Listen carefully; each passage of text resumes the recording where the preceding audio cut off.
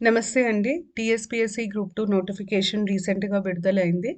అయితే నోటిఫికేషన్ విడుదలైన తర్వాత బాగా చర్చలోకొచ్చిన అంశం టీఎస్‌పీఎస్‌సీ గ్రూప్ 2 సిలబస్.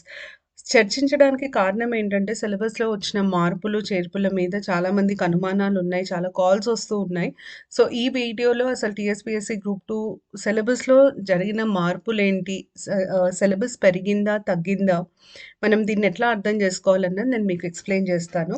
అయితే సిలబస్‌లోకి వెళ్ళే ముందు మనకి ముందు గ్రూప్ 2లో ఏం పేపర్స్ ఉంటాయి అన్నది తెలియాలి. మీలో చాలా మందికి ఇది తెలుసు. కాకపోతే ఫ్రెషర్స్ ఉంటారు కొంతమంది. వారి బెనిఫిట్ కోసం నేను ఇది చెప్తున్నాను. టీఎస్‌పీఎస్‌సీ గ్రూప్ 2లో 4 పేపర్‌లుంటాయి. పేపర్ 1 టు పేపర్ 2, పేపర్ 3 ఇంకా పేపర్ 4. మీరు ఫస్ట్ గుర్తుపెట్టుకోవాల్సింది ఏంటంటే ఎంసీక్యూస్ ఉంటాయి. సెకండ్ గుర్తుపెట్టుకోవాల్సింది నెగెటివ్ మార్కింగ్ ఉండదు. ఇది చాలా స్పెసిఫిక్‌గా చెప్పడం జరుగుతుంది. ఎందుకంటే చాలా మటుకు ఇవాళ రేపు కాంపిటీటివ్ ఎగ్జామ్స్‌లో నెగెటివ్ మార్కింగ్ ఇయ్యడం జరుగుతుంది. అందుకనే గ్రూప్ 2లో ఉందా అని ఒక అనుమానం ఉంది. లేదు గ్రూప్స్ అసలు టీఎస్‌పీఎస్‌సీలో ఏ ఎగ్జామ్‌లో నెగెటివ్ మార్కింగ్ లేదు. అయితే పేపర్ 1ని మనం general studies and general abilities అంటాం. దీంట్లో 11 ఏరియాస్ ఉంటాయి. ఇది 150 మార్క్స్. అన్ని 4 పేపర్స్ 150 మార్క్స్. పేపర్ 2లో మీకు first history, Telangana and Indian history ఉంటుంది. ఈ Telangana history, Indian history division మీరు గమనించినట్టయితే ఇండియన్ హిస్టరీ మీకు 30 మార్క్స్ అంటే 3 units. Telangana history 20 marks 2 units. దాని తర్వాత సొసైటీ అని ఒక టాపిక్ ఉంటుంది. దాని తర్వాత లాస్ట్ పాలిటీ. ఈ 3 కలిపితే మీకు పేపర్ 2. ఈచ్ సబ్జెక్ట్‌కి 50 మార్క్స్ వెయిటేజ్ ఉంటది. అంటే హిస్టరీ మొత్తం కలిపి 50 మార్క్స్, సొసైటీకి 50, పాలిటీకి 50. పేపర్ 3లో మీకు ఫస్ట్ ఇండియన్ ఎకానమీ ఉంటుంది. ఇది 50 మార్క్స్. తర్వాత తెలంగాణ ఎకానమీ ఉంటుంది. ఇది కూడా 50 మార్క్స్. లాస్ట్ వచ్చేసి డెవలప్‌మెంట్ అండ్ చేంజ్ అంటే డెవలప్‌మెంటల్ ఎకనామిక్స్ అని అంటాం. దీంట్లో ఎకానమీ, ఎన్వైర్న్‌మెంట్ కలిపి ఉంటాయి. సో, దీన్ని మనం 50 మార్క్స్. తర్వాత పేపర్ 4 మీకు formation of Telangana. Formation of Telangana సిలబస్‌ని 3 భాగాలుగా విభజించడం జరిగింది. అంటే 3 ఫేజెస్ కిందకి విభజించడం జరిగింది. దాని ఓవరాల్ వెయిటేజ్ వచ్చేసి 150 మార్క్స్. ఇది మనకున్న ఓవరాల్ పేపర్స్ వాటిలలో ఉన్న సబ్జెక్ట్స్ ఓవర్‌వ్యూ. అయితే సిలబస్ మారింది, ఎక్కడ మారింది నేను చాలా డీటెయిల్డ్‌గా ఎక్స్‌ప్లెయిన్ చేస్తాను. అంతా ఎక్స్‌ప్లెయిన్ చేసిన తర్వాత అసలు పెరిగిందా? తగ్గిందా? మనం దీన్ని ఎట్లా అర్థం చేసుకోవాలి? ఇది స్టూడెంట్‌కి బెనిఫిటా? కాదా? అన్నది చెప్తాను. అయితే పేపర్ 1 నేను ఇంతకు మునుపు చెప్పినట్టు దీన్ని general studies and general abilities అని అంటారు. ఈ పేపర్‌లో ఎలాంటి మార్పు జరగలేదు. నేను మళ్ళీ స్పెసిఫై చేసి చెప్తున్నాను. ఈ పేపర్‌లో ఎలాంటి మార్పు జరగలేదు. సో, ఈ పేపర్ ఎట్లా ముందు ఏం సిలబస్ ఉండిందో ఎగ్జాక్ట్‌లీ అదే సిలబస్. ఎక్కడ మార్పు, చేర్పు లేకుండా ఉంది. ఫస్ట్‌ది కరెంట్ అఫైర్స్. కరెంట్ అఫైర్స్ మనకి రి నేను ఇంతకుముందు చాలా సార్లు చెప్పినట్టు జనవరి 2022 నుండి డీటెయిల్డ్‌గా ఫాలో అవుతే మంచిది. దాని ముందు గూడా కొన్ని ప్రశ్నలు అడిగే ఆస్కారం ఉంది. కానీ దాని ముందు వచ్చే 1, 2 ప్రశ్నల కోసం ఒక ఇయర్ కరెంట్ అఫైర్స్ చదవడం కొంచెం కష్టం. అయితే ఏం చెప్తున్నానంటే హైలైట్స్ ఏవైతే చాలా ఇంపార్టెంట్ ఇన్సిడెంట్స్ ఉంటాయో అవి తెలుసుకుంటే మంచిది.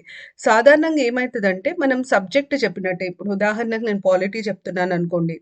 పాలిటీలో జరిగిన రీసెంట్ డెవలప్‌మెంట్స్ మొత్తం నేను పాలిటీ సబ్జెక్ట్‌లోనే కవర్ చేస్తాను. సుప్రీం కోర్ట్ జడ్జ్‌మెంట్స్ అయినా సరే, లేదా కొత్త అమెండ్మెంట్స్ వచ్చినా, కొత్త లాస్ వచ్చినా, సిలబస్ రిలేటెడ్ ఏ అప్డేట్ ఉన్నా పాలిటీలోనే కవర్ అవుతది. అలాగే ఎకానమీలో అప్డేట్స్ ఎకానమీలో కవర్ అవుతాయి. మా దగ్గర అయితే అప్రోచ్ ఇట్లా ఉంటుంది. కాబట్టి మీకు 2022 ముందున్న సబ్జెక్ట్ రిలేటెడ్ కరెంట్ అఫైర్స్ అయితే కంప్లీట్‌గా కవర్ అవుతాయి. దాని తర్వాత next international relations and events. ఈ ఏరియా నుండి ఒక 4-6 క్వెషన్స్ వచ్చే ఛాన్స్ ఉంది. ఎక్కువ మటుకు మీకు ఇంటర్నేషనల్ ఆర్గనైజేషన్స్ మీద, వరల్డ్ హిస్టరీలో జరిగిన డెవలప్‌మెంట్స్ అంటే ట్రీటీస్ మీద, ఇంపార్టెంట్ రెవల్యూషన్స్ మీద క్వెషన్స్ అడుగుతున్నారు. దాని తర్వాత general sciences India's achievements in science and technology. General sciences, biology, physics, chemistry 3 చదవాల్సొస్తుంది. అయితే నేను ఈ నెక్స్ట్ వీడియోలో ఒక్కొక్క ఏరియా నుండి ఎన్ని క్వెషన్స్ వచ్చినాయి. గ్రూప్ 4కి నేను ఇంతకుముందు చెప్పాను. అట్లాగే గ్రూప్ 2లో ఒక్కొక్క ఏరియా నుండి ఎన్నెన్ని క్వెషన్స్ వచ్చాయి లాస్ట్ ఎగ్జామ్‌లో అన్నది స్పెసిఫై చేసి చెప్తాను. అట్లాగే మ్యాచింగ్ ఎన్నొచ్చినాయి ఇవన్నీ ఈ అనాలిసిస్ కూడా నెక్స్ట్ వీడియోలో ఇస్తాను. ఈ వీడియోలో ఉట్టి సిలబస్ వరకే అనుకున్నాం కాబట్టి ఈ పేపర్‌లో ఏ రకమైన మార్పు లేదు. కానీ మీరు గమనించుకోవాల్సింది ఏంటంటే history and cultural heritage of India ఇక్కడ ఉంది. మళ్ళీ ఇది మీకు పేపర్ 2లో కూడా వస్తుంది. సో, పేపర్ 1లో కూడా ఇండియన్ హిస్టరీ ఉంటది. పేపర్ 2లో కూడా ఇండియన్ హిస్టరీ ఉంటది. ఎందుకు ఇది స్పెసిఫై చేసి చెప్తున్నానంటే మీకు సబ్జెక్ట్ ఓవర్‌లాప్ అయ్యే ఛాన్సెస్ ఉంటాయి. Society, culture, heritage, arts and literature of Telangana గూడా మీకు పేపర్ 2 ఇంకా పేపర్ 4తో ఓవర్‌లాప్ అయితది. ఎందుకంటే పేపర్ 4లో ఫస్ట్ యూనిట్‌లో మీకు తెలంగాణ సొసైటీ, కల్చర్, తెలంగాణ సమాజం, సంస్కృతి గురించి సంబంధించిన టాపిక్స్ ఉంటాయి. పేపర్ 2లో తెలంగాణ చరిత్రలో మీకు మళ్ళీ తెలంగాణ సమాజం, తెలంగాణ సంస్కృతి, ఆర్ట్స్, లిటరేచర్ దీనికి సంబంధించిన టాపిక్స్ ఉంటాయి. సో, పాయింట్ ఏంటంటే మీరు పేపర్ 1 హిస్టరీకి సెపరేట్‌గా ప్రిపేర్ అయ్యి, పేపర్ 2 హిస్టరీకి సెపరేట్‌గా ప్రిపేర్ అవ్వడం అనేది ఉండదు. ఓవరాల్‌గా సిలబస్ వైస్ అప్రోచ్ కంటే సబ్జెక్ట్ వైస్ అప్రోచ్ చాలా మంచిది. పాలిసీస్ ఆఫ్ తెలంగాణ స్టేట్‌ని మీకు సొసైటీలోనూ మెన్షన్ చేయడం జరిగింది. ఎకానమీలోనూ మెన్షన్ చేయడం జరిగింది. ఎకానమీలో చాలా స్పెసిఫిక్‌గా పాలిసీస్ చదవాలని ఉంది. సో, అక్కడే ఇది కవర్ అయితది. ఈ social exclusion, rights issues and inclusive policies మీకు ఇవి సొసైటీలో, పాలిటీలో కవర్ అయిపోతాయి. ఈ ఏరియా సొసైటీ ఇంకా పాలిటీతో ఓవర్‌లాప్ అవుతుంది. సో, మీరు ఓవరాల్‌గా ఈ పేపర్‌లో స్పెసిఫిక్‌గా ఫోకస్ చేయాల్సింది current affairs, international relations, sciences, environment and disaster management, geography, దాని తర్వాత లాజికల్ రీజనింగ్, ఇంకా బేసిక్ ఇంగ్లీష్. ఇవి మీరు స్పెసిఫిక్‌గా ప్రిపేర్ అవ్వాలి. ఈ 4 ఏరియాస్ ఏవైతే నేను హైలైట్ చేసినానో అవి మీకు ఆల్రెడీ వేరే ఏరియాస్‌లో కవర్ అయిపోతాయి. అక్కడే మీరు డీటెయిల్డ్‌గా సరిగ్గా ఫోకస్ చేసి చదువుకుంటే ఈ ఏరియాస్‌కి చదివినట్టే, ప్రిపేర్ అయినట్టే. దాని తర్వాత నెక్స్ట్ పేపర్ వచ్చేసి paper 2 history, polity and society. మీకు ఈ పేపర్‌లో మార్పులున్నాయి. హిస్టరీలో ఒకటే మార్పు ఉందండి. ఇంతకుముందు మీకు కల్చర్, సోషియో కల్చరల్ హిస్టరీ మీద ఫోకస్ ఉండేది. ఎక్కడెక్కడైతే సోషియో కల్చరల్ హిస్టరీ ఉందో అక్కడ వాళ్ళు చాలా స్పెసిఫిక్‌గా ఎకనామిక్ యాడ్ చేశారు. బేసిక్‌గా మీరు హిస్టరీని గమనించుకుంటే హిస్టరీలో 4 భాగాలుంటాయి. మీరు ఏ పీరియడ్ ఆఫ్ హిస్టరీ చదివినా ఇప్పుడు ఫర్ ఎగ్జాంపుల్ శాతవాహనుల గురించి చదువుతున్నారు. శాతవాహనుల చరిత్ర చదివినప్పుడు వాళ్ళ రాజకీయ చరిత్ర, వాళ్ళ సంస్కృతి చరిత్ర, వాళ్ళ సామాజిక చరిత్ర ఇట్లా డిఫరెంట్ ఫెసెట్స్ చదువుతాం. Different faces of history. దాంట్లో మీకు ముఖ్యంగా ఉండేది పొలిటికల్, సోషల్, సోషియో కల్చరల్ అందాం. సోషియో కల్చరల్ ఇంకా ఎకనామిక్ హిస్టరీ. ఈ 3 పార్ట్స్ ఆఫ్ హిస్టరీ మనం ఒక ఫేజ్‌కి సంబంధించి చదువుతాం. ఇప్పుడు మీరు శాతవాహనులు గాని, కాకతీయులు గాని చదివినప్పుడు వాళ్ళ రాజకీయ చరిత్ర, వాళ్ళ సామాజిక, సాంస్కృతిక చరిత్ర, వాళ్ళ ఆర్థిక చరిత్ర చదువుతారు. అయితే ఇంతకుముందు ఈ పాయింట్‌ని స్పెసిఫిక్‌గా మెన్షన్ చేయడం జరగలేదు. ఇప్పుడు హిస్టరీలో ఈ పాయింట్‌ని స్పెసిఫిక్‌గా మెన్షన్ చేయడం జరిగింది. కాకపోతే ఇది మనకేమైనా సిలబస్ పెంచినట్టా అని అడిగితే నన్నడిగితే అయితే నిజంగా కాదు. ఎందుకు సిలబస్ పెంచినట్టు కాదంటే మీరు చరిత్ర చదివేటప్పుడు ఒక రాజు గురించి గాని, ఒక డైనస్టీ రూల్ గురించి చదివేటప్పుడు ముందసలు ఆ డైనస్టీలో ఉన్న రాజుల గురించి తెలియాలి. ఆ రాజుల క్రొనలాజికల్ ఆర్డర్ తెలియాలి. అంటే ముందెవరు, తర్వాతెవరు అట్లా మనం శాతవాహనులలో 30 మంది రాజుల గురించి చదువుతాం. 30 రాజుల గురించి చదువుతాం. సో, ఆ క్రొనలాజికల్ ఆర్డర్ తెలియాలి. దాని తర్వాత ప్రతి రాజు సమ పాలించిన కాలంలో ఆయన రాజ్యం ఎంత విస్తారంగా ఉండేది, ఆయన ఎలాంటి ఆహ్, యుద్ధాలు చేశారు, ఆయన రాజ్యం కోల్పోయాడా, పెంచాడా ఇవన్నీ డీటెయిల్స్ చదువుతాం. అది పొలిటికల్ హిస్టరీ. దాని తర్వాత ఆ రాజు పాలించిన కాలంలో ఎకనామిక్ కండిషన్స్ ఎట్లుండే అంటే ట్రేడ్ ఉండిందా, అగ్రేరియన్ ఎకానమీయా, ఎట్లాంటి టాక్సెస్ కలెక్ట్ చేసేవాళ్ళు, ఎట్లాంటి వాటిలలో ఇంపోర్ట్, ఎక్స్‌పోర్ట్ ట్రేడ్ జరిగేది, ఇంపార్టెంట్ ట్రేడ్ సెంటర్స్ ఏముండే, ఇవన్నీ ఎకానమీలో వస్తాయి. దాని తర్వాత సోషియో కల్చరల్ హిస్టరీ, సమాజం ఎట్లా ఉండింది, కుల వ్యవస్థ ఎట్లా ఉండింది, ఆడవారి ఆడవారికి ఇచ్చే విలువ ఎట్లాంటిదంటే విమెన్ స్టేటస్ ఎట్లా ఉండింది, కల్చర్, సంస్కృతి, ఆర్ట్, లిటరేచర్, రిలీజియన్ ఇవన్నిటి గురించి చదువుతాం. సో, మనము హిస్టరీని ఇట్లా చదివితేనే అర్థమైతది. దాన్ని పీసెస్ లాగా చదివితే అర్థం గాదు. కాబట్టి ఇది ఆల్రెడీ మీరు చదివిందే. కాకపోతే ఎకనామిక్ హిస్టరీ అన్నది కొంచెం స్పెసిఫిక్‌గా ఎక్స్‌ప్లిసిట్‌గా మెన్షన్ చేయడం జరిగింది. అంటే ఇంతకుముందు ఎకనామిక్ హిస్టరీ అని రాసి లేకపోయినా మీరు చదివేవాళ్ళు. ఇప్పుడు ఎకనామిక్ హిస్టరీ అని రాసారంతే. కానీ మీకు చదవడం అయితే తప్పదు. ముందు చదివేవాళ్ళు, ఇప్పుడు చదివేవాళ్ళు. సో, ఇండియన్ హిస్టరీకి సంబంధించి మీకు ఇదొకటే మార్పుంది. మీరిప్పుడు గమనించుకుంటే నేను ఎక్కడెక్కడైతే యాడ్ చేశారో సిలబస్‌లో దాన్ని యెల్లోలో హైలైట్ చేయడం జరిగింది. ఎకనామిక్, అడ్మినిస్ట్రేటివ్ సిస్టమ్, మీరు గమనిస్తే అన్నిట్లో ఎకనామిక్ అన్న పదం చేర్చడం జరిగింది. So, economic contribution during Maurya, Gupta, Pallavas, Chalukyas, and Cholas, economic, cultural conditions, and administrative system during the Delhi Sultanate. So, socio-economic, cultural conditions in Vijayanagara. So economic అన్న పదంని చాలా డైరెక్ట్గా మెన్షన్ చేయడం జరిగింది సిలబస్లో. దాని తర్వాత నెక్స్ట్ ఇక్కడ కూడా మీరు గమనించండి, మొత్తం ఎకనామిక్ ఈ ఎకనామిక్ అన్న పదం మీద ఎంఫసిస్ ఉంది, ఎకనామిక్ అన్న పదం మీద స్ట్రెస్ చేయడం జరిగింది.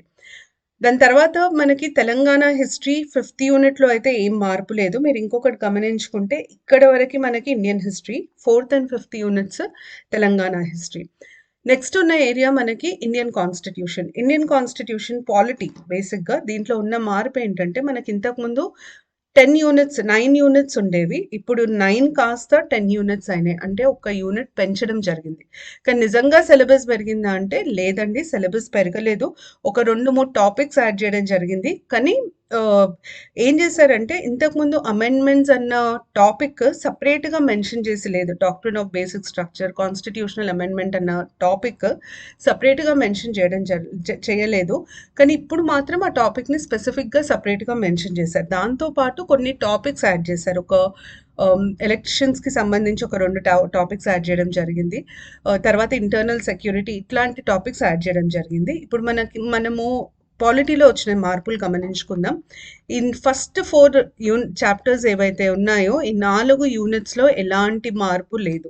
ఇవి యాజ్ ఇట్ ఈస్ అట్లాగే పెట్టడం జరిగింది. ఇది మాత్రం కంప్లీట్గా కొత్తగా యాడ్ చేశారు. Indian constitution, amendment procedure and amendment acts, ఇది కొత్తగా యాడ్ చేశారు. కానీ పాలిటీ చెప్పే ఏ టీచర్ అయినా కంపల్సరీ అమెండ్మెంట్ ప్రొసీజర్ ఇంకా అమెండ్మెంట్ యాక్ట్స్ చెప్తారు. ఎందుకంటే అది కాన్స్టిట్యూషన్లో ఒక భాగం. మనం మామూలుగా ఇప్పుడు ఉదాహరణకి ప్రెసిడెంట్ ఖచ్చితంగా కౌన్సిల్ ఆఫ్ మినిస్టర్స్ ఇచ్చిన సలహాని పాటించాలి అన్నది ఏ రాజ్యాంగ సవరణతో వచ్చింది, అది తెలియాలి. అది మనం ప్రెసిడెంట్ ఆఫీస్ చదివేటప్పుడు తెలియాలి. కాబట్టి ఇది ఇంతకుముందు కూడా మనం చదివే వాళ్ళము, మేము టీచ్ చేసే వాళ్ళం. కాబట్టి మీకు ఇది కొత్త అడిషన్ కాదు. మీకు ఎక్కడ యాడ్ అయిందంటే ఇది యాజ్ ఇట్ ఈస్ ఇంక్లూడ్ చేయడం జరిగిందండి. ఇందులో మార్పులు వచ్చాయి. ఇక్కడ మీకు ఎలక్టోరల్ మెకానిజమ్స్ అని ఉంది. ఇంతకుముందు మీకు ఇక్కడ ఎలక్షన్ సిస్టమ్ ఉండేది. ఎలక్షన్ సిస్టమ్ ఒకటి, తర్వాత ఫ్రీ అండ్ ఫేర్ ఎలక్షన్స్ అనేది ఒకటి ఉండేది. ఫ్రీ అండ్ ఫేర్ ఎలక్షన్స్, దాని తర్వాత మాల్ ప్రాక్టీసెస్, ఈ 3 టాపిక్స్ ఉండేవి. వీటిని తీసేసి మాల్ ప్రాక్టీసెస్, వీటిని తీసేసి ఏం పెట్టేశారంటే ఎలక్షన్ మెకానిజం ఒకటి పెట్టారు, ఎలక్టోరల్ లాస్ పెట్టారు. ఎలక్టోరల్ లాస్ పెట్టారు అంటే కంపల్సరీగా మనం రిప్రజెంటేషన్ ఆఫ్ పీపుల్స్ యాక్ట్ 1950, 1951. 1951 చాలా చాలా ముఖ్యమైనది. ఎందుకంటే భారతదేశంలో ఎన్నికలు ఎలా కండక్ట్ చేయాలి, ఆ ప్రొసీజర్ ఏంటి, ఎన్నికలకు సంబంధించిన క్వాలిఫికేషన్స్, డిస్క్వాలిఫికేషన్స్ ఏంటి, ఎన్నికలకు సంబంధించి ఒఫెన్సెస్ ఏంటి, అవన్నీ 1951 లాలో పొందపరుచున్నాయి. మన దగ్గర జరిగిన చాలా మటుకు ఎలక్టోరల్ రిఫార్మ్స్ కూడా 1951లోనే సవరించడం జరిగింది. సో 1951 ఈ 2 లాస్ మీరు కొత్తగా నేర్చుకోవాల్సి వస్తుంది. అది కాకుండా యాంటీ డిఫెక్షన్ లాని సపరేట్గా మెన్షన్ చేయడం జరిగింది. కానీ మామూలుగా పాలిటీ టీచ్ చేసేటప్పుడు, పార్లమెంట్ అన్న టాపిక్ టీచ్ చేసేటప్పుడు ఖచ్చితంగా యాంటీ డిఫెక్షన్ లా గురించి చెప్పడం జరుగుతుంది. ఇంతకుముందు ఈ టాపిక్ డైరెక్ట్గా మెన్షన్ చేసలేదు, ఇప్పుడు మాత్రం మెన్షన్ చేశారు. సో నా ప్రకారం మీరు ఎక్స్ట్రాగా చదవాల్సింది మాత్రం ఈ ఎలక్టోరల్ లాస్ ఒక్కటి ఎక్స్ట్రాగా చదవాల్సి వస్తుంది. ఫ్రీ అండ్ ఫేర్ ఎలక్షన్స్ అనే కాన్సెప్ట్ మీరు ఎలక్టోరల్ రిఫార్మ్స్లో ఆటోమేటిక్గా చదువుతారు. ఎందుకు చదువుతారంటే ఎలక్టోరల్ రిఫార్మ్స్ అంటే ఎలక్షన్ విధానాలలో, ఎన్నికలు కండక్ట్ చేసే విధానంలో తీసుకొచ్చే మార్పులను మనం ఎలక్టోరల్ రిఫార్మ్స్ అని అంటాం. ఎందుకు ఈ రిఫార్మ్స్ తీసుకొస్తాము అంటే ఎలక్షన్స్ ఫ్రీ అండ్ ఫేర్ ఉండాలి కాబట్టి రిఫార్మ్స్ తీసుకొస్తాం. సో క్వశ్చన్ ఇక్కడ మళ్ళీ ఫ్రీ అండ్ ఫేర్ ఎలక్షన్స్ అంటే ఏంటి, ఆ కాన్సెప్ట్ ఎట్లాగో ఎలక్టోరల్ రిఫార్మ్స్లో ఎక్స్ప్లెయిన్ చేస్తారు. తర్వాత మీకు ఈ యూనిట్లో ఇంతకుముందు ఉట్టి జుడిషియల్ సిస్టమ్ ఇన్ ఇండియా ఇంకా జుడిషియల్ యాక్టివిజం ఇంతే మెన్షన్ చేసి ఉండింది. కానీ ఇప్పుడు ఏం చేశారంటే దాన్ని కొంచెం ఎక్స్పాండ్ చేసి judicial review, supreme court and high courts, ఈ టాపిక్ని కూడా దాంట్లో యాడ్ చేయడం జరిగింది. సో జుడిషియల్ రివ్యూ మీకు ఇది కొత్తగా యాడ్ అయింది కాదండి. ఏ టీచర్ అయినా ఆర్టికల్ 13 ఎక్స్ప్లెయిన్ చేసేటప్పుడు ఖచ్చితంగా ఆర్టికల్ 13 మీకు ఫండమెంటల్ రైట్స్లో వస్తుంది. ఫండమెంటల్ రైట్స్లో ప్రతి ఆర్టికల్ మీరు చదవాలి. ప్రతి క్లాజ్, సబ్ క్లాజ్ చదవాలి. ఫండమెంటల్ రైట్స్ చాలా చాలా ఇంపార్టెంట్ మీ ఎగ్జామ్‌కి. సో, ఫండమెంటల్ రైట్స్‌లో ఆర్టికల్ 13 చెప్పేటప్పుడు ఖచ్చితంగా జ్యుడిషియల్ రివ్యూని చాలా డీటెయిల్డ్‌గా ఎక్స్‌ప్లెయిన్ చేయడం జరుగుతది. సో, ఇది కొత్తగా యాడ్ అయిన టాపిక్ కాదు. సుప్రీం కోర్ట్, హైకోర్ట్ ఎట్లాగో జ్యుడిషియల్ సిస్టమ్ ఇన్ ఇండియా అంటే మీరు ఫస్ట్ చదవాల్సింది సుప్రీం కోర్ట్, హైకోర్ట్ గురించి. సో, ఇది కూడా కొత్తగా యాడ్ అయింది కాదు. ఇక్కడి వరకు నేను చెప్పిన దాంట్లో పాలిటీలో ఉట్టి ఎలక్టోరల్ లాస్ ఒక్కటి కొత్తగా యాడ్ అయింది. దాని తర్వాత ఈ 9th దాంట్లో ఇది యాక్చువల్లీ 8 ఉండేది. 9th చాప్టర్ అయింది. దీంట్లో ఈడబ్ల్యూఎస్ ముందు లేకుండే. కాన్స్టిట్యూషనల్ ప్రొవిజన్స్‌లో ఈడబ్ల్యూఎస్ కొత్తగా యాడ్ చేయడం జరిగింది. కానీ ఈడబ్ల్యూఎస్‌కున్న ప్రొవిజన్స్ మనం ముందు చదవలేదా? చదివినాం మనం. ఎందుకంటే ఈడబ్ల్యూఎస్‌కున్న ప్రొవిజన్స్ మనకు 15 క్లాస్ 6లో ఆర్టికల్ 15 క్లాస్ 6 ఇంకా 16 క్లాస్ 6లో వస్తాయి. సో, ఖచ్చితంగా అక్కడ చదివినాం కాబట్టి ఇక్కడ అది ఇంక్లూడెడ్. నేషనల్ కమిషన్స్‌లో ముందు women, minorities, human rights add చేయలేదు. ఇప్పుడు యాడ్ చేశారు. కానీ మామూలుగా మనం ఎప్పుడైనా స్టాట్యూటరీ బాడీస్ గురించి చదివినప్పుడు విమెన్, మైనారిటీస్, హ్యూమన్ రైట్స్ చదువుతాం. అయితే కంప్లీట్‌గా కొత్తగా యాడ్ అయిన యూనిట్ మాత్రం ఇది. ఇంతకుముందు ఇక్కడ ఇండియన్ కాన్స్టిట్యూషన్ ఛాలెంజెస్ అనే యూనిట్ ఉండేది. దాన్ని మొత్తం తీసేసి national integration issues and challenges, insurgency, internal security, interstate disputes గురించి పెట్టారు. అయితే ఇంటర్‌స్టేట్ డిస్ప్యూట్స్ మనము ఫెడరలిజం అనే టాపిక్‌లో చదువుతాం. ఫెడరలిజం మీకు ఆల్రెడీ ఇక్కడ మెన్షన్ చేయడం జరిగింది. ఇక్కడ మీరు చూస్తే 3లో ఇంటర్‌స్టేట్ డిస్ప్యూట్స్ చెప్పకపోయినా మనం రివర్ వాటర్ ట్రైబ్యునల్స్ గురించి, ఇంటర్‌స్టేట్ కౌన్సిల్ గురించి, జోనల్ కౌన్సిల్స్ గురించి, supreme court as federal court of India ఇవన్నీ మనం చదువుతాం. So, interstate disputes by and large అక్కడ కవర్ అయిపోతాయి. దాని తర్వాత మీకు ఈ ఇంటర్నల్ సెక్యూరిటీ, ఇన్సర్జెన్సీ అన్నవి మాత్రం కొత్త టాపిక్స్ అండి.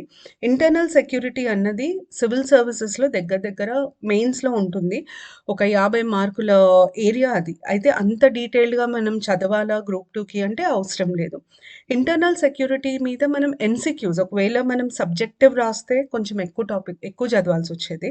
కానీ ఆబ్జెక్టివ్ పేపర్ కాబట్టి ఏవేవైతే క్వెషన్స్ లాగా ఇవ్వగలుగుతారో అక్కడి వరకు తెలియాలి. మనకు ఫస్ట్ ఇంటర్నల్ సెక్యూరిటీ అంటే కాన్సెప్ట్ ఏంటి తెలియాలి.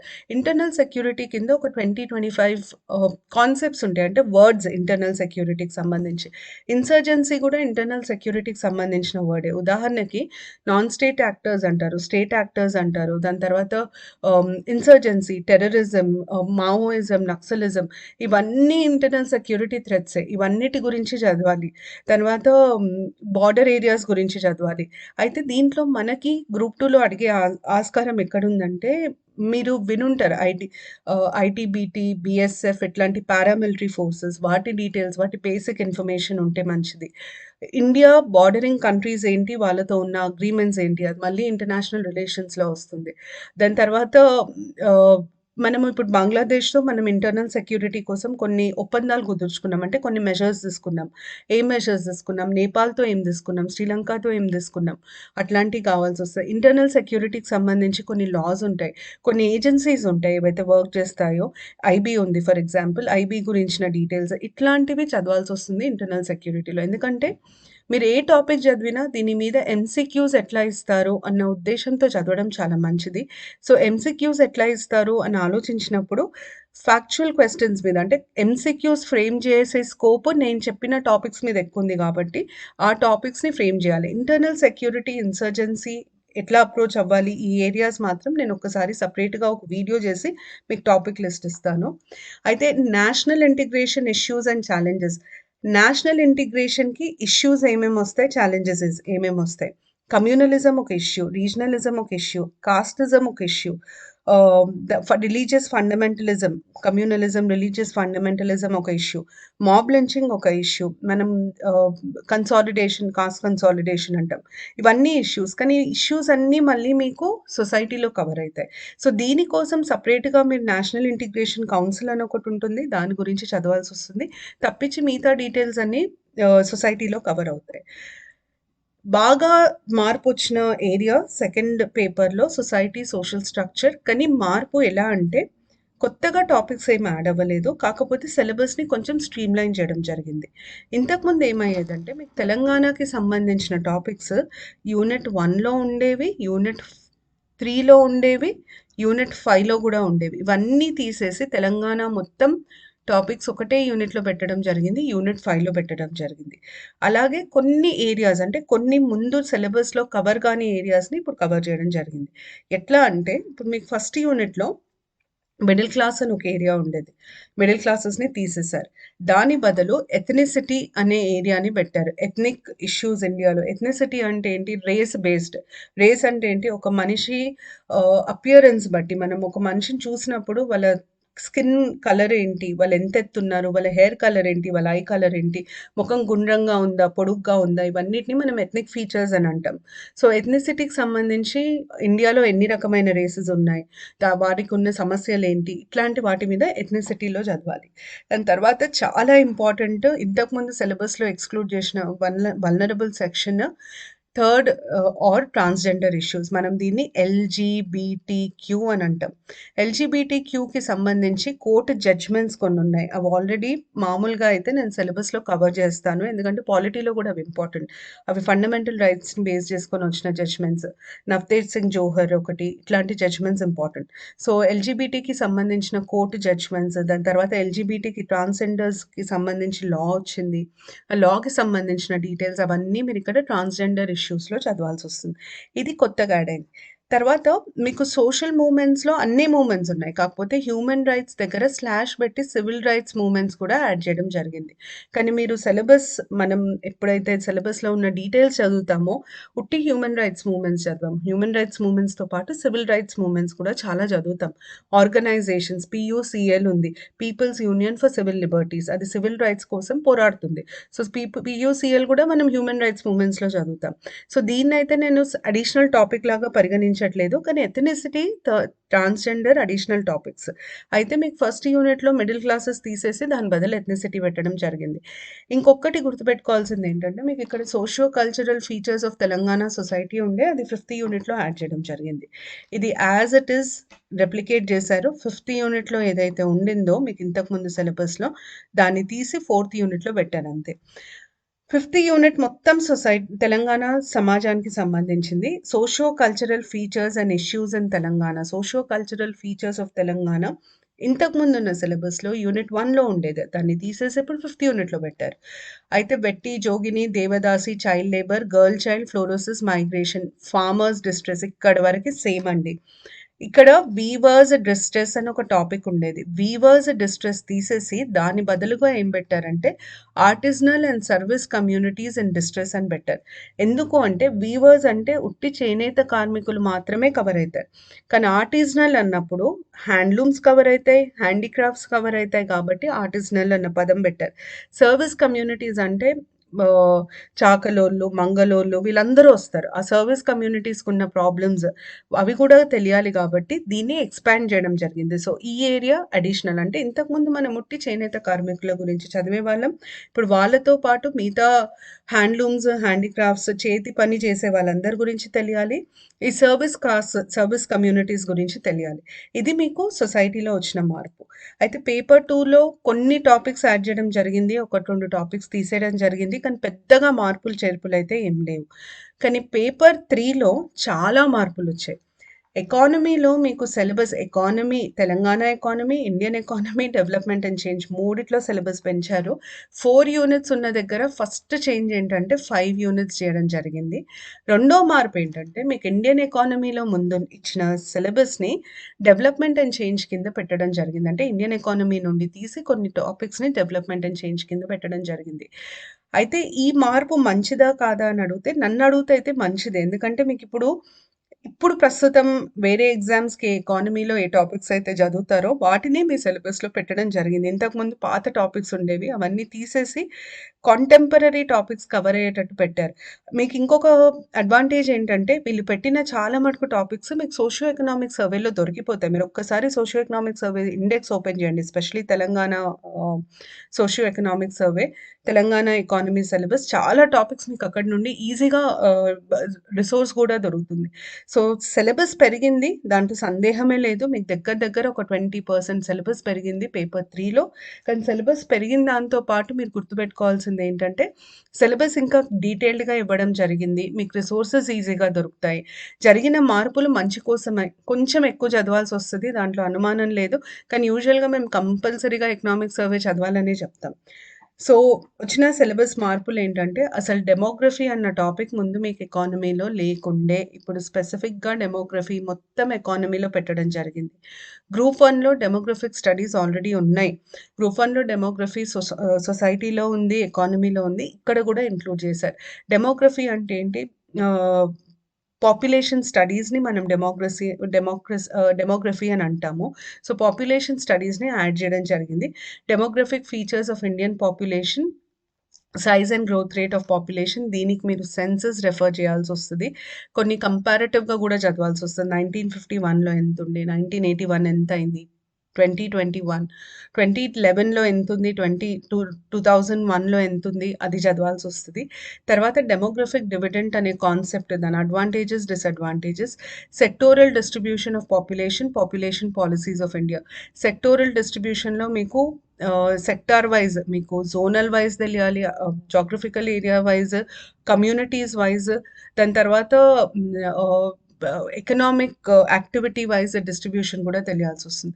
తర్వాత ఇండియాలో పాపులేషన్ పాలిసీస్ ఉండే, వాటి డీటెయిల్స్ తెలియాలి. ఇది మొత్తం యూనిట్ కొత్తగా యాడ్ చేయడం జరిగింది. అసలు ఈ యూనిట్ ముందు లేకుండే. నేషనల్ ఇన్‌కమ్‌లో మీకు ఇది ఫస్ట్ యూనిట్‌లో ఉండింది. ఫస్ట్ యూనిట్‌లో మీకు మెజర్స్ ఆఫ్ ఎకనామిక్ గ్రోత్, తర్వాత నేషనల్ ఇన్‌కమ్ 2 కలిపి ఉండే. ఆ మెజర్స్ ఆఫ్ ఎకనామిక్ గ్రోత్ అన్నది డెవలప్‌మెంట్ అండ్ చేంజ్‌లో పెట్టడం జరిగింది. నేషనల్ ఇన్‌కమ్‌లో ఈ కాంపోనెంట్స్ ఒకటి యాడ్ చేయడం జరిగింది. తర్వాత it's trends, sectoral contribution, per capita income, మీకు ఈ పార్ట్ మీకు సోషియో ఎకనామిక్ సర్వేలో ఈజీగా అవైలబుల్ ఉంటుంది. దాని తర్వాత నెక్స్ట్ ఈ 2 అసలు కంప్లీట్‌గా కొత్తగా యాడ్ చేసినాయి. ముందు లేకుండే ఇండియన్ ఎకానమీలో ఇవి కొత్తగా యాడ్ చేసినాయి. ఎందుకంటే ఇండియన్ ఎకానమీలో ముందు 4 చాప్టర్స్ ఉండేది. ఒకటి ప్లానింగ్ మీద ఉండేది, ఒకటి పావర్టీ అండ్ ఎంప్లాయ్ మీద ఉండేది, ఒకటి నేషనల్ ఇన్‌కమ్ మీద, ఒకటి గ్రోత్ మీద ఉండేది. సో, ఇప్పుడు ఇవి మొత్తం కొత్తగా యాడ్ చేయడం జరిగింది. ఈ మొత్తము కాంటెంపరరీలీ రెలెవెంట్. మీకు దీని మీద డేటా మొత్తము సోషియో ఎకనామిక్ సర్వే నుండి దొరుకుతది. ఇప్పుడు అగ్రికల్చర్ అండ్ అలైడ్ సెక్టర్స్‌లో ఏమొస్తాయి? Contribution to national income, agriculture నుండి నేషనల్ ఇన్‌కమ్‌కి ఎంత కాంట్రిబ్యూషన్ ఉంది? పర్సెంటేజెస్ తెలియాలి. దాని తర్వాత క్రాపింగ్ ప్యాటర్న్ ఎట్లా ఉంది ఇండియాలో? ఎక్కడ క్యాష్ క్రాప్స్ లేదా స్టేపుల్ క్రాప్స్, ఫుడ్ క్రాప్స్ ఎక్కడ గ్రో చేస్తున్నారు అవన్నీ. అగ్రికల్చర్ ప్రొడక్షన్ ఎట్లుంది? ప్రొడక్టివిటీ పెరిగిందా? తగ్గిందా? గ్రీన్ రెవల్యూషన్‌కి సంబంధించింది. Irrigation, agriculture finance and marketing, agriculture pricing, minimum support price ఇవన్నీ వస్తాయి. Agriculture subsidies, food security, agriculture labour, growth and performance of allied sectors. ఇదంతా మీకు సోషియో ఎకనామిక్ సర్వే ఆఫ్ ఇండియాలో చాలా డేటా దొరుకుతుంది. మీరు దాని మీదనే రిలై అవ్వాల్సొస్తుంది ఈ 2 ఏరియాస్‌కి. దాని తర్వాత నెక్స్ట్ ఫిఫ్త్ చాప్టర్ మీకు ప్లానింగ్. అక్కడ కూడా ప్లానింగ్ ఉండింది. కానీ ఇవి స్పెసిఫిక్‌గా యాడ్ చేయడం జరిగింది. నీతి ఆయోగ్, పబ్లిక్ ఫైనాన్స్. తర్వాత బడ్జెట్ ఇన్ ఇండియా అసలు ముందు లేకుండే, ఇప్పుడు కొత్తగా యాడ్ చేయడం జరిగింది. Budget, FRBM act, recent union budgets, finance commission.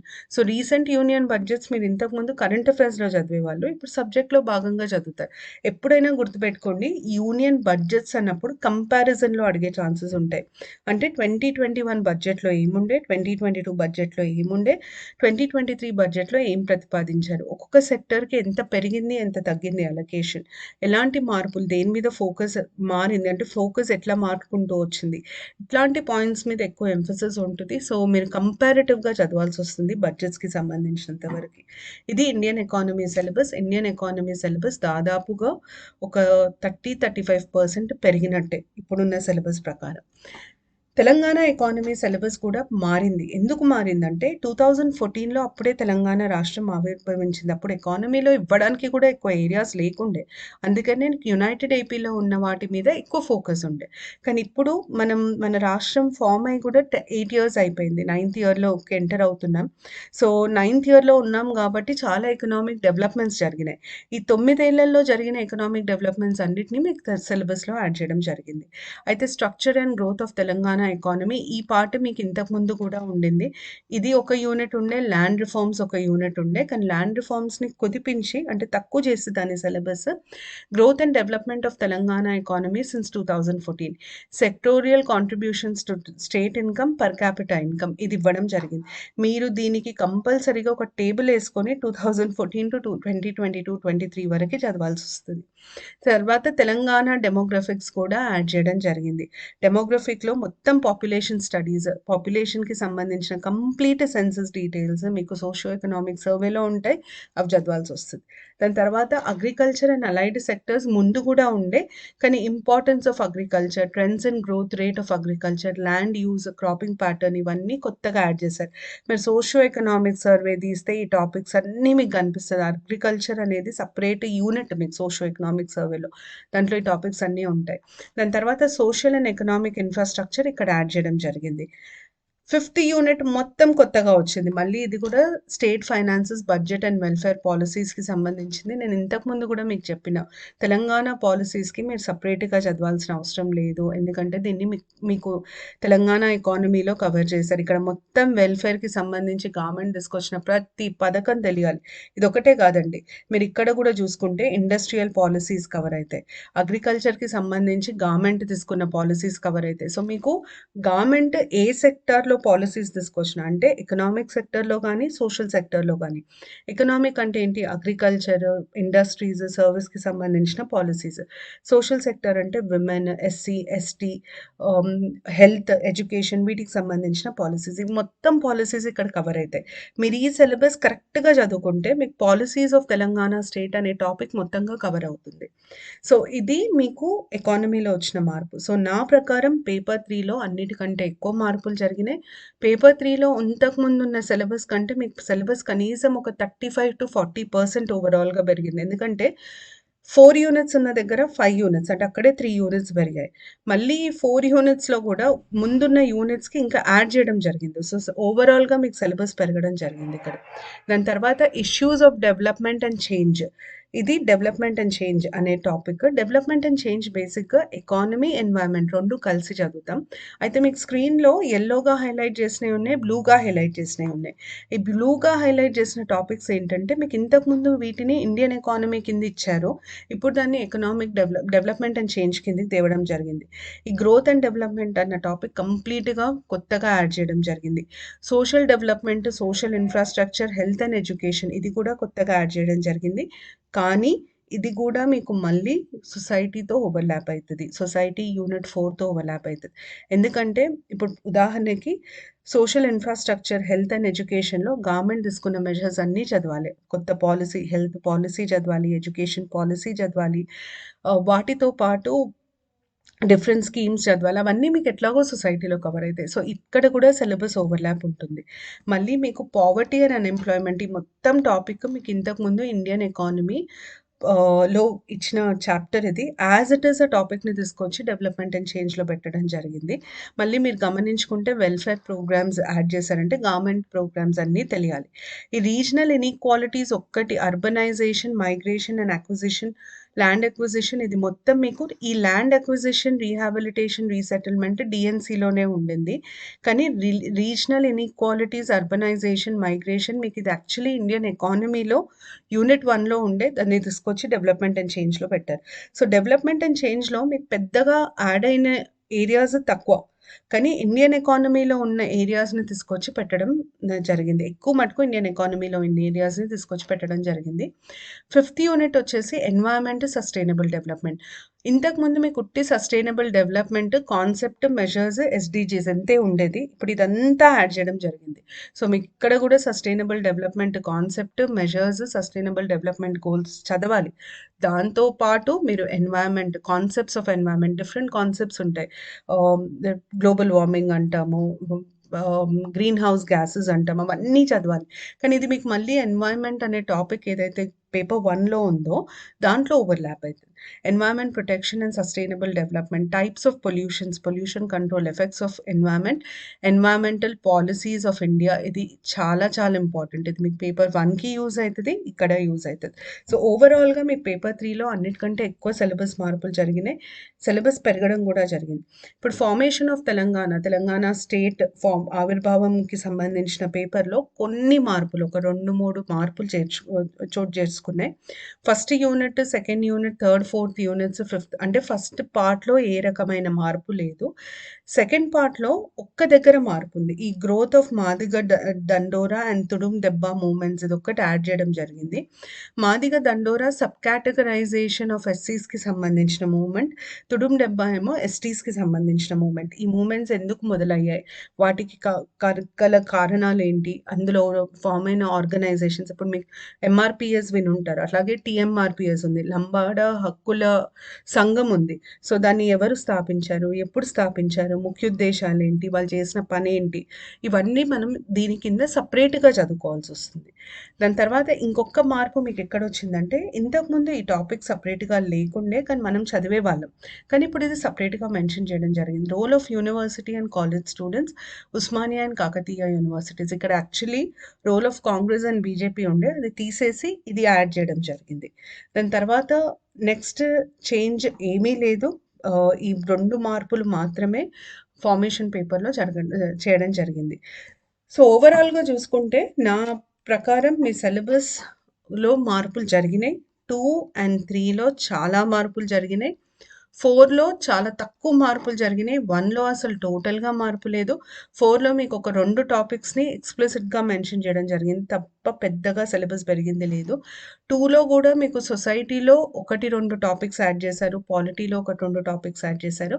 కానీ మేజర్గా మారింది మాత్రం పేపర్ 3 ఎకానమీ, డెవలప్మెంట్ అండ్ చేంజ్లో మీకు దగ్గర 40% సిలబస్ పెంచడం జరిగింది. కానీ అది మీకు అడ్వాంటేజెసే నా ప్రకారం. ఎందుకంటే మీరు ఇంతకుముందు కూడా కరెంట్ అఫైర్స్ పేరు మీద, దీని పేరు మీద, దాని పేరు మీద అవన్నీ చదివేవాళ్ళు, ఆ టాపిక్స్ అన్నీ చదివేవాళ్ళు, ఆ డేటా అంతా బైహార్ట్ చేయమని చెప్పేవాళ్ళం. నేను చాలా వీడియోస్లో చెప్పాను, సోషియో ఎకనామిక్ సర్వే చదవకుండా ఎగ్జామ్కి వెళ్ళొద్దు అని. ఇప్పుడు మీ సిలబస్ మొత్తం సోషియో ఎకనామిక్ సర్వేకి అనుగుణంగా, అంటే సోషియో ఎకనామిక్ సర్వే నుండి చదువుకొని రాసేటట్టుగా ఉంది. సో అది అడ్వాంటేజ్. మీకు సిలబస్ పెరిగినా రిసోర్సెస్ ఉంటాయి కాబట్టి ప్రాబ్లం ఉండదు. ఇదండి మీ గ్రూప్ 2 సిలబస్కి సంబంధించిన ఇన్ఫర్మేషన్. హోప్ ఈ వీడియోలో నేను చెప్పిన అంశాలు మీరు చూసుకొని ఉంటారు. కింద లింక్ ఉంది, ఆ లింక్ క్లిక్ చేస్తే మీకు డైరెక్ట్గా సిలబస్ పీడిఎఫ్కి వెళ్తారు. సిలబస్ పీడిఎఫ్ డౌన్లోడ్ చేసుకోండి. నేను చెప్పిన ఏరియాస్ అన్నీ కొంచెం అండర్లైన్ చేసుకోండి. సిలబస్ చాలా క్షుణ్ణంగా పరిశీలించండి. ఎందుకంటే ఏ కాంపిటేటివ్ ఎగ్జామ్ చదవాలనుకున్నా, మీరు ఏ కాంపిటేటివ్ ఎగ్జామ్ రాయాలనుకున్నా ఫస్ట్ మీరు చేయాల్సింది సిలబస్ బై హార్ట్. మీకు సిలబస్ మైండ్లో ఉండిపోవాలి, ఇట్లా స్టాంప్ లాగా పడిపోవాలి. సిలబస్ ఎంత డీటెయిల్డ్గా చదివితే మీకు అంత డైరెక్షన్ ఉంటుంది, మీరు ఎటు పోవాలి, మీ మీ ప్రిపరేషన్కి అదే నాంది పలుకుతుంది. సో ప్లీజ్ సిలబస్ని చాలా చాలా డీటెయిల్డ్గా చదవండి, అర్థం చేసుకోండి. మీకు ఏ రకమైన డౌట్స్ ఉన్నా కమెంట్ బాక్స్లో పెట్టండి, మేము ఆన్సర్ చేస్తాము.